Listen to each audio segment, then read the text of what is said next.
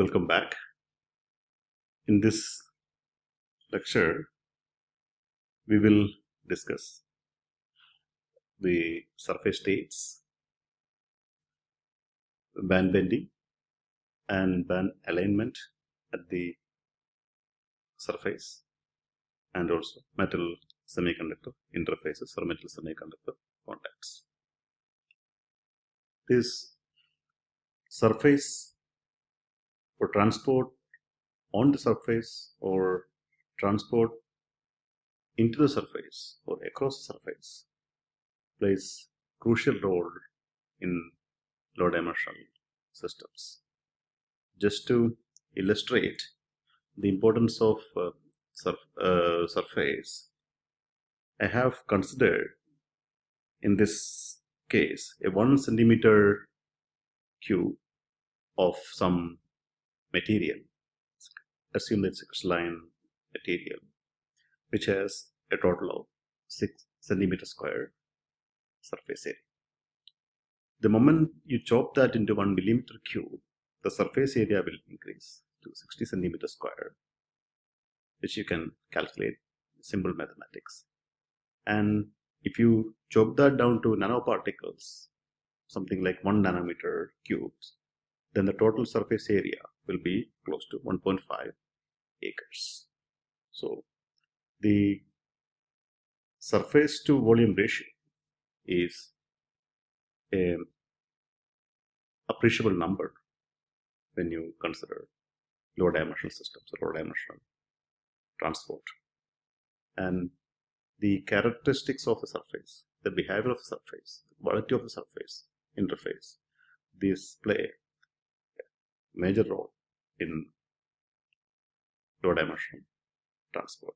Just to give you an example on the surface to volume ratio, 1 kilogram of particles of 1 millimeter cube will have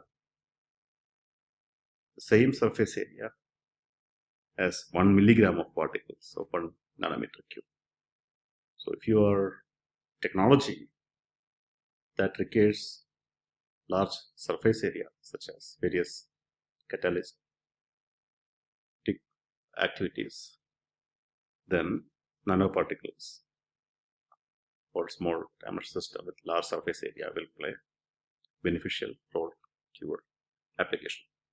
But that is not going to be the main focus for our discussion. What we are going to discuss is how these surface play important roles, mostly detrimental roles for our transport, because to inject and take electrons or current into and out of the system, you always have to cross the surface. And how good the surface need to be, or what are the characteristics of the surface which actually beneficial for us or which are basically detrimental for us. These are the main points that we will be addressing in this session. All right.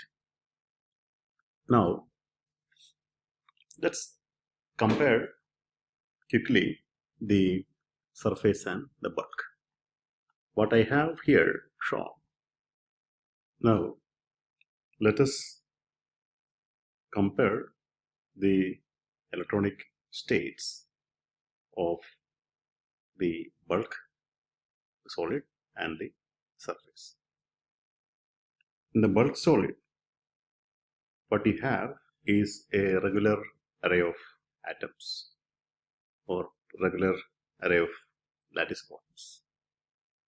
And when you reach the surface,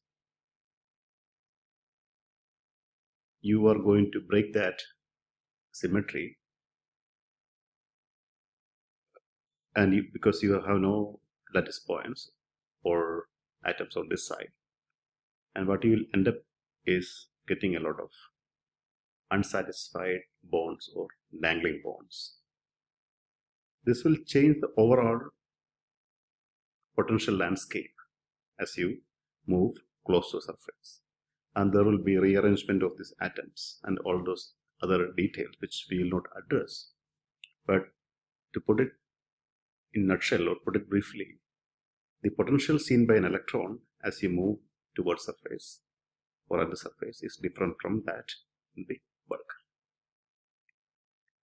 And so these states at surface are very different from the states at the bulk.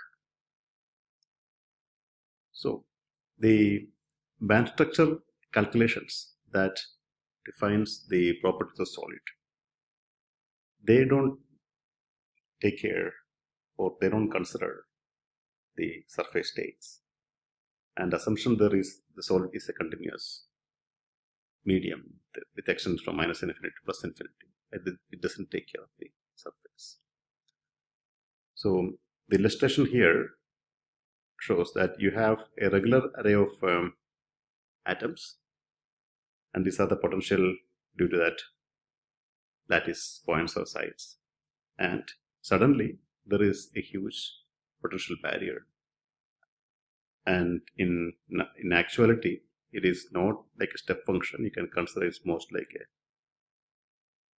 kind of rather, smooth rise into something very high in potential, or you can say almost close to infinity potential, because the electrons cannot exist there. These electrons cannot go there. So you can consider the potential outside solid is infinity.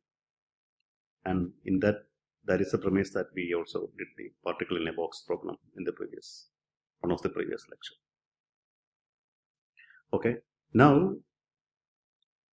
these states of the surface can be of intrinsic or extrinsic. They can be caused by the native bonds which are broken, or they can also caused by some other particle sitting on the surface, such as some impurity atoms, adsorbed atoms. All those things can actually contribute to electronic states at the surface. And the nature of the surface states is very different from that of the bulk.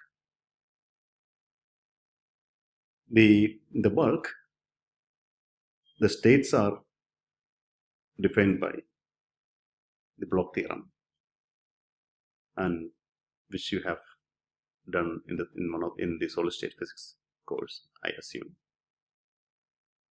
And these states are for a periodic distribution of lattice points satisfying the Bloch theorem. Those are Bloch functions. Whereas the states of surface decays exponentially. Okay. This bulk states, as it reaches the surface, it will decay exponentially. But then the surface will have states. As I told, these states can be intrinsic or extrinsic in nature. These states does not exist in the bulk either, because the potential condition for the bulk is different from that of the surface. So these surface states, which exist only surface and maybe to some distance, some penetration length into the bulk, those states generally exist in the forbidden gap, because those doesn't belong to conduction band, or those states doesn't belong to valency band, and the only place they can fall now is the forbidden gap. So these states, which doesn't exist inside the bulk of the solid, or exist only in the surface, they fall in the forbidden gap region in the energy band diagram. Okay.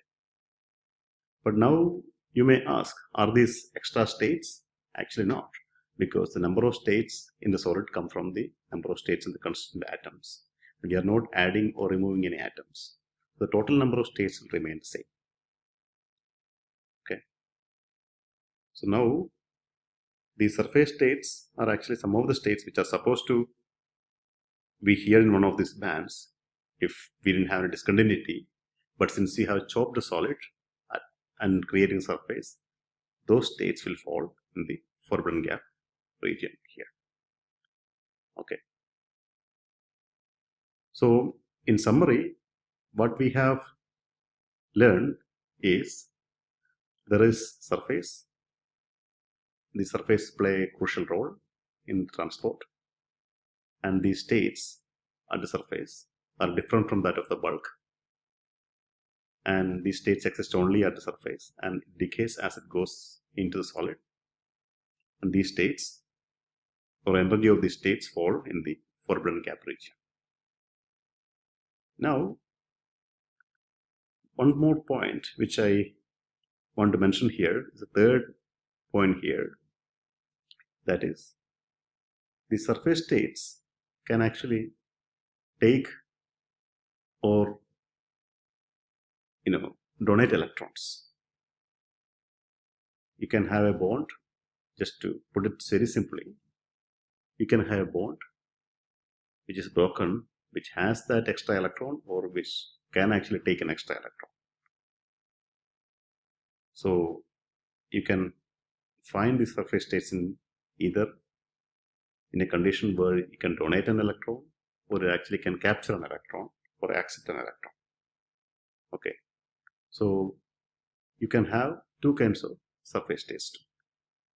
So in this premise, we'll move ahead and look into what are the effects of these surface states for our normal electronic transport in low dimensional systems.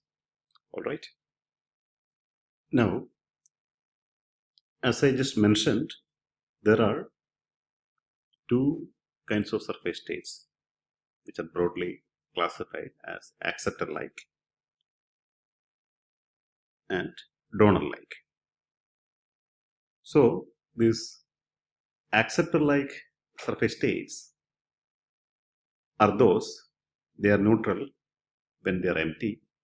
They can accept an electron from the conduction band and get negatively charged. Those acceptor-like state are close to the conduction band in energy.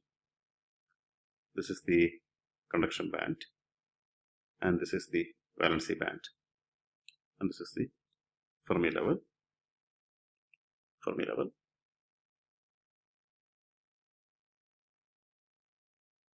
So these states lie close to the conduction band and capture an electron from the conduction band and become negatively charged. So those states are called acceptor-like, and remember, they are neutral when they are empty. That is how it is defined. Now, there are donor-like states. Those are neutral when they are filled. That means they have the electron, but they are actually neutral when they are filled. So these states can donate the extra electron. It's not an extra electron, it's actually neutral to start with. Now, it actually can donate the electron to valency band. And these states are close to the valency band. They can donate electron to valency band. This acceptor can capture electron from valency band. This actually can donate electrons to valency band. Okay, so these are donor-like and these are acceptor-like. But if you look carefully, both of these states are actually not good for us, because in the conduction band you actually need electrons, but these states will end up capturing those electrons from the conduction band. In valency band you actually need holes, but these states will end up removing those holes by neutralizing those with or giving electrons to those states. In either case, these are not really good for us. Okay. Now, what happens is, as it captures electrons from the conduction band or donate electrons from the valency band, these states will get charged. In one case, donor-like is neutral to start with, but then they will donate electrons to the valency band and they will get charged positively. The acceptor-like states are also neutral to start with since they are empty, but they capture electrons from the conduction band and they will get charged. In either case, the action of these surface states is basically transferring charges from the bulk to the surface. In one case, it is a positive charge. If you start with a p-type material, then you have a lot of holes, and these holes will, get neutralized, or these states, donor-like states, will donate electrons to the valency band, and these states will be positively charged, or the surface will get positively charged. That is the result, and the bands will bend downwards for a p-type. By similar logic, the acceptor-like states will capture electrons from the bulk. Remember, this band diagram I have drawn is for the bulk. Okay, and the surface will get negatively charged, and these bands will bend upwards for n-type at the surface, and these bands here will bend downwards for a p-type material. In either case, what you are going to have is an alternation in the band structure or alteration in the conduction band or valency band profile as you move closer to the surface. But all of our physics, all of the transport that we have explained based on the band structure of the bulk. But remember, without crossing the bulk, you cannot get into without crossing the surface, you cannot get into the bulk. So understanding this band bending because of the surface states is really, really crucial to carry out any of the transport measurements. All right. Now, here we will try to do a very simplistic approach and calculate how much bending is there in the band as you reach the surface. I have here a diagram, a sketch which shows a rough distribution of charge as the band is bending. So what I have here is a region which is positively charged. That happens because as you reach the surface, let's consider this n-type case here. Remember, is here, n-type case. Remember, the band is going to bend up because electrons from this region has actually been gone to surface, and you have exposed positive ions, and these ions are actually donor ions because the electrons are coming from the donor atoms. That is our assumption, and this is an n-type material. So you have exposed donor ions, those are positively charged, and that is what we are representing here with these positive ions. And these electrons will go onto the surface of the material, and that is going to give you a negative charge at the surface, which I have represented here. This way. So you have a negative charge, a sheet of negative charge at the surface, and a depletion region, which are the positively charged ions. If Nd is the donor density, which you can control, which you can define, and you can also assume that most of the donors are completely ionized, then the surface density, so the electronic concentration at the surface is given by Nd into the depletion region. Okay. So by a simple rearrangement of these terms, you can see that the charge density at the surface is carrier this donor density into the charge of electron. That is the charge density.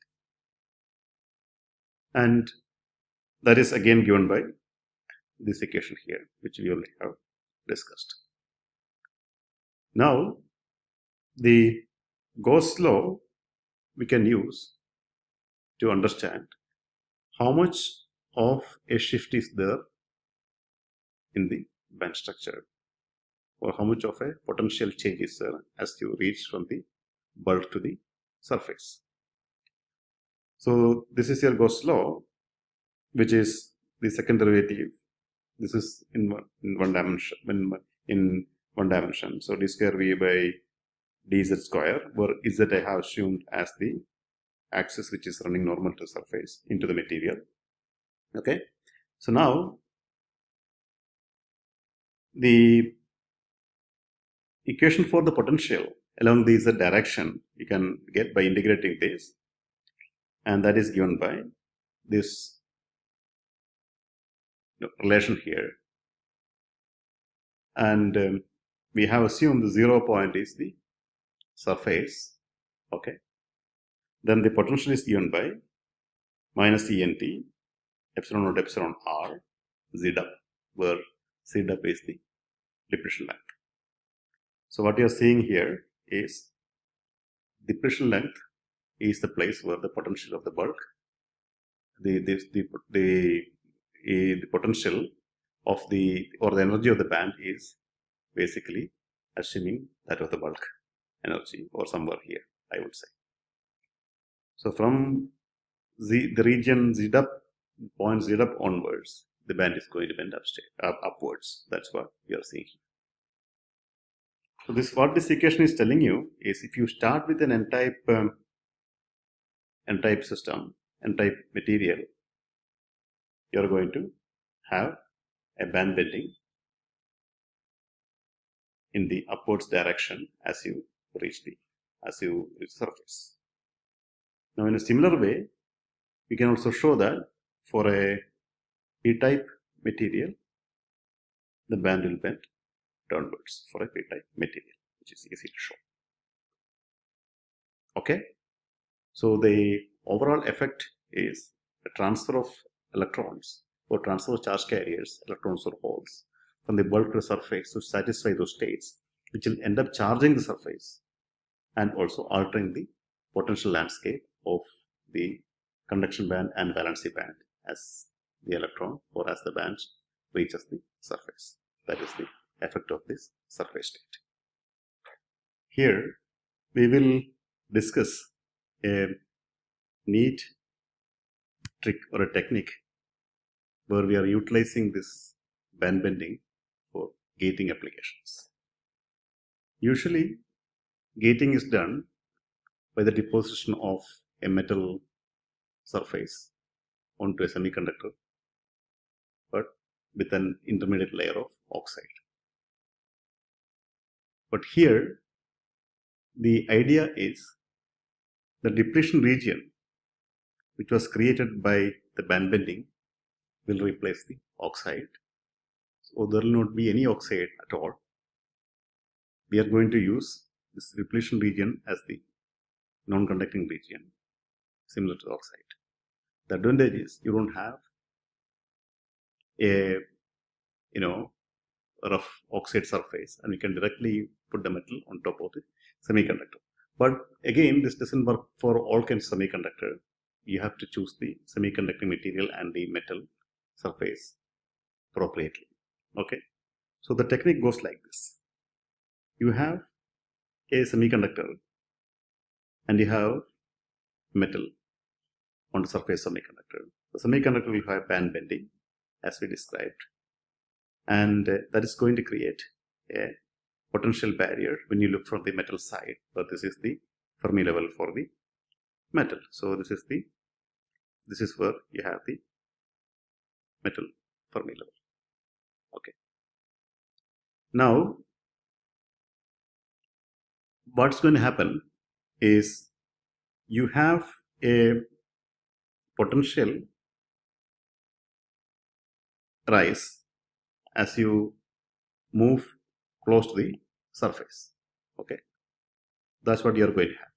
Okay, so now this potential rise is given by this equation. Okay, that's what you're going to have. Here is the Fermi level. Okay, and as you go from the semiconducting bulk to the surface where the metal is deposited, you have a potential rise that is given by this equation. Now, the potential barrier seen by the electron is given by this quantity where you multiply that potential by the electronic charge. And you can calculate what is the depletion region or the depth of the depletion region or extension of the depletion region into the semiconductor by inserting this in this equation, and that is given by this in terms of the potential phi b. Now, this phi b can be modulated or changed by the application of a voltage onto this metal. So, the effective potential seen by the electron is a combination of this phi b and the voltage applied on the metal. Okay, and so the depletion length now is a function of the voltage applied. It's also a function of the phi b, but that is a constant for a given choice of semiconductor and metal. So now you can modulate that depletion length, how far you have that non-conducting region into the semiconductor by the application of voltage. So now, just to demonstrate the idea, what I have here is a cartoon where I have a semiconducting surface or semiconducting material, and I have a metallic surface which is created by the deposition of some metal on top of the semiconductor. Okay, initially when there is no voltage applied, let's assume that the Fermi level, the conduction band, when I run from the one end of the semiconductor and other end of the semiconductor across the surface is flat. Okay, now by the application of the voltage onto this ring-shaped representative metallic gate, I can extend the depletion region down underneath this gate. Okay, well, that is equivalent to saying that I am actually rising the conduction band wherever I have the metal deposited, or I am actually modulating the profile of the conduction band, or I am actually engineering the conduction band profile or landscape inside the metal. This is actually a three-dimensional. There is a three-dimensional profile to it, because remember, this is a line cut along one of this direction. Now, when you look from the top, what you're going to see is a ridge-shaped conduction band profile when you look from the top. In this case, that's what you're going to see. Okay, so just by application of voltage onto a metallic gate, you can actually modulate, or you can actually change the profile of the conduction band inside the material. That is possible because you are changing how far this depletion region is being extended into it. Okay, and this is a very effective technique, and most of the devices that we are going to discuss during the course of this lecture is defined by this technique called Schottky barrier gating.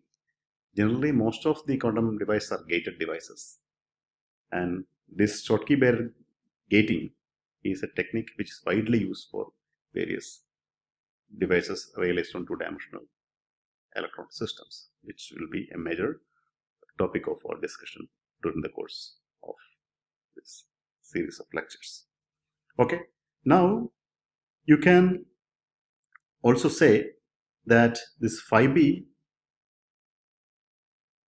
is the built-in potential. Even if you don't have a voltage on the metal, you still have the phi b there. Okay, so that phi b is going to give you already a conduction band profile even without application of a voltage.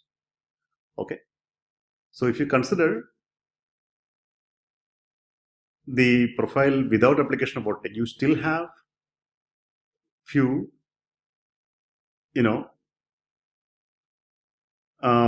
millivolts of bend in the conduction band profile.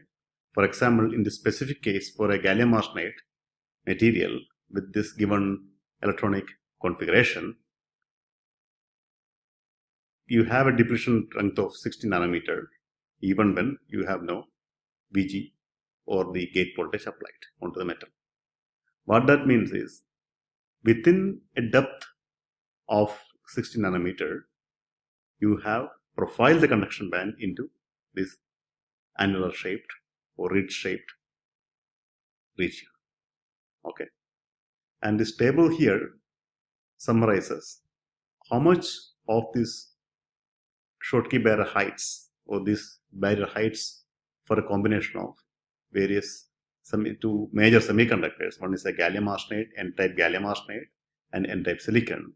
So for example, the gallium arsenide with the hafnium is going to give you very large, close to like 0.75 electron volt in the barrier height. Okay, and gold is also pretty high, is close to 0.9, and platinum also. But for example, for silicon also, you have aluminum close to 0.6 and silver slightly higher, and gold somewhere here, and platinum somewhere here. So what you're seeing here is an interesting story. That is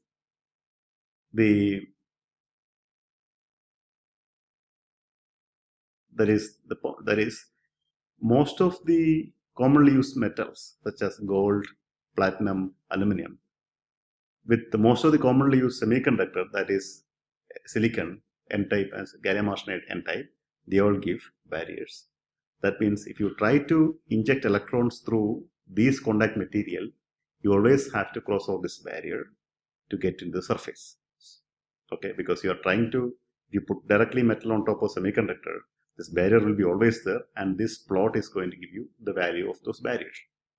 Okay, and the point here is, if you try to inject electrons through the leads made by these metals, there will be always this barrier coming into picture, and you have to cross this barrier to get into the semiconductor all the time.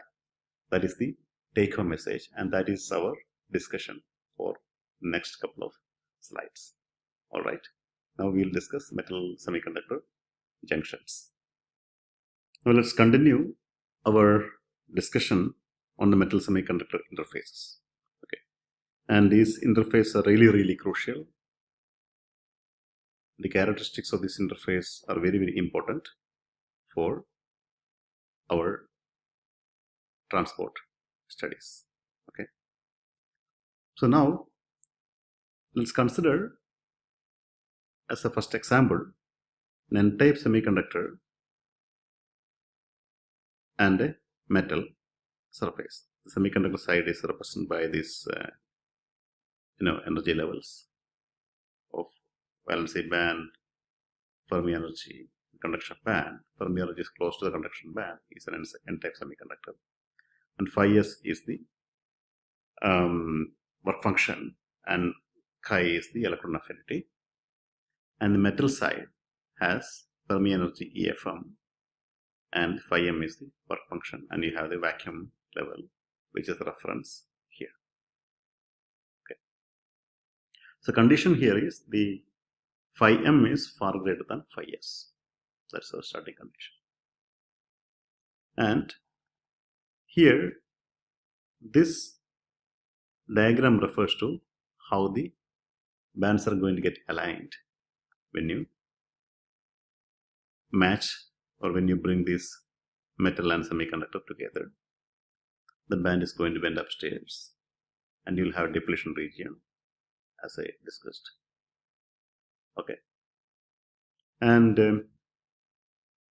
the Fermi level for the metal is here, and there is a built-in potential given by this phi m minus phi s, and the potential barrier is given by phi m minus chi. Chi is the electron affinity here. Okay, and Z depth is the depression region, metal side and semiconductor side. That's the picture we have. Now, as we saw in the previous lecture, sorry, previous slide,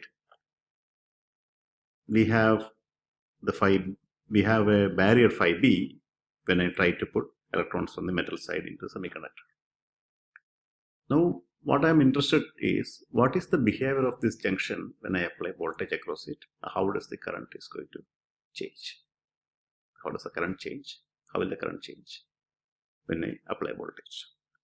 So let's consider the first reverse bias case where the negative voltage is applied to the metal, positive voltage is applied to the semiconductor side. So the application of the voltage, positive voltage will lower the band, tilt the band, okay, downwards, or lower the bands on the semiconductor side with respect to metal side. And what you are going to have is, when you lower it further and further and further,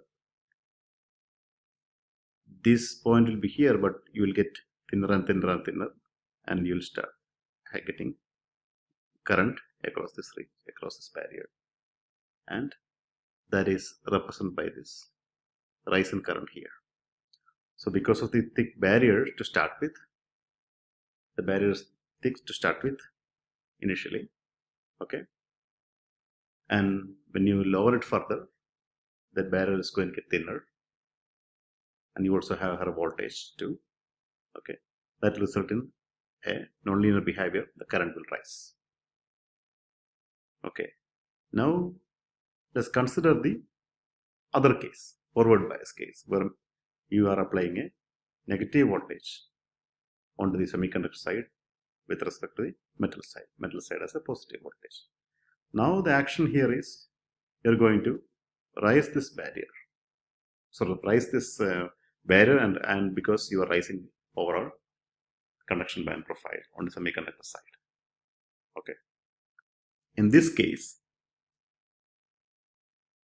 you will have no serious or no significant rise in the current, and it's going to be flat, because as you increase or reduce the voltage more and more, or increase the magnitude of the voltage in the negative direction, what you will have is, you are making the barrier thicker and thicker, making it higher and higher. So you will have no current flowing through in the reverse direction, sorry, in the other direction. That is forward bias case. Now, this behavior is like, you have current flowing through in one direction, but other direction there is no current flowing through. So what you're having now is a rectifying contact, or you have current flowing only in one direction. Okay. Now let us consider the opposite case, where the work function of the metal is less than that of the semiconductor side. The semiconductor band diagram remains the same, but the metal that you have on the semiconductor has a lower work function.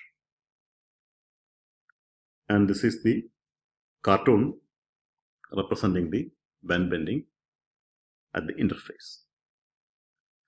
Here let's consider the forward biased case and reverse biased case IV characteristics. In the reverse bias case, you have the positive bias on the semiconductor side with respect to the metal. Semiconductor is n-type, and the forward bias case, you have the negative polarity on the n-type semiconductor side.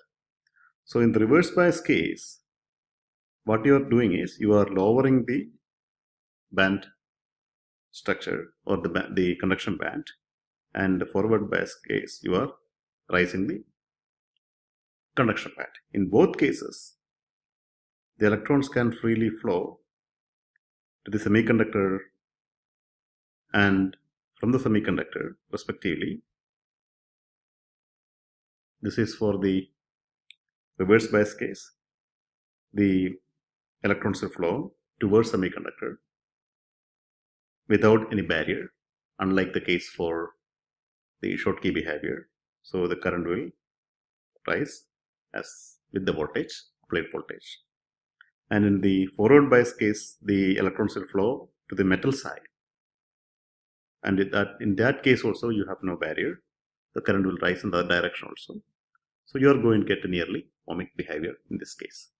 So what we have is an ohmic behavior in the IV characteristic when phi m is less than phi s. When the metal work function is less than that of semiconductor and the semiconductor is n-type. In the previous case, what we had is a Schottky behavior, and that is something which looked like this. You have, and the current will never go up. This is flat. That is your Schottky, and this is the ohmic. So in general, you can say that n-type semiconductor with phi m less than phi s is ohmic. P-type semiconductor with phi m greater than phi s is ohmic. These two are the guidelines. And P-type semiconductor with phi m less than phi s is rectifying. Similarly, n-type semiconductor with the phi m greater than phi s is also rectifying. So this general guideline will tell you what metal to use on what semiconductor depending on the doping level and also the work functions of the metal and the semiconductor. But again, I just want to caution you here that there is nothing called pure ohmic behavior for metal semiconductor contact, whatever is the case.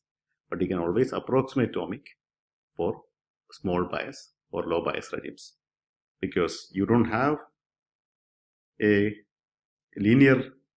completely linear potential landscape, whether in this case or in this case. So when you apply higher voltage, you are going to generate non-trivial transport mechanism, which are not topics of our discussion here. We are interested only in linear transport regime where the current is studied as a function of low voltage or in the low bias regime. All right. In the next lecture, we will look into semiconductor interfaces and how the bands are going to bend when you sandwich two different semiconductors, and how are you going to get the two-dimensional electron system at the semiconductor or at the interface between two semiconductors. Okay. Now that we will discuss in the next lecture. All right.